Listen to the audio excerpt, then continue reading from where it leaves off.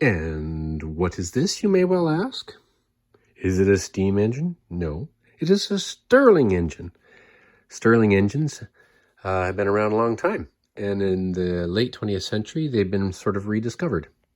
The Stirling engine is a hot air engine that was invented by a guy named, well, Stirling. And he had the first working hot air engine in 1816. It was intended to be an easier, simpler engine than a steam engine, but it didn't quite produce the same amount of power, so it was relegated to duties like pumps. So it would pump water out of mines, operate air circulating systems in buildings, etc., etc. But by the late 1930s, with the advent of machinery operated by electricity, etc., the Stirling engine became forgotten. The Stirling has been rediscovered in recent decades, and experiments are happening in places like deserts, where dishes focus sun rays as a source of heat on a Stirling engine, which then operates and generates electricity. It's really interesting. Also, they've discovered they can use them for stove fans. So in recent years, if you have a wood stove, you buy a Stirling fan, you plank it down on top of your wood stove, and the heat from the wood stove causes the Stirling engine to work, and it operates the fans. So how does it work?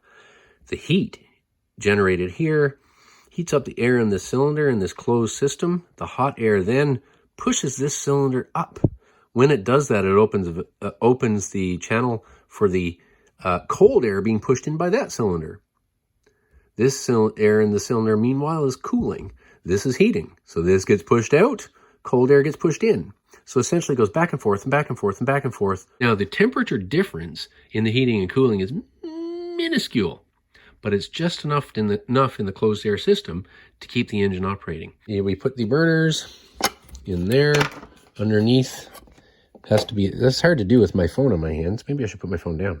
But anyway, we'll light that up. But I've already taken the 3-in-1 oil and, dabbed a little bit, just teeny tiny bit, on all the bearing pieces so that they run smoothly. And you can't really see it, but they're burning. So we wait for about a minute for the cylinders to heat up. They've been burning for about 45 seconds. Let's see what happens. Oh yeah, there we go. Yeah, it's working.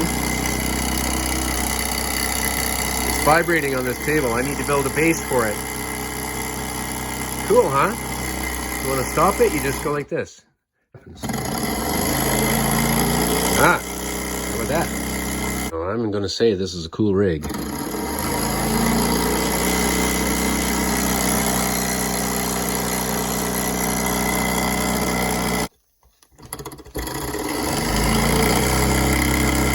So I'm going to blow out the candles. Are they blowing out? Yeah. And the air is still going through the cycle of heating and cooling.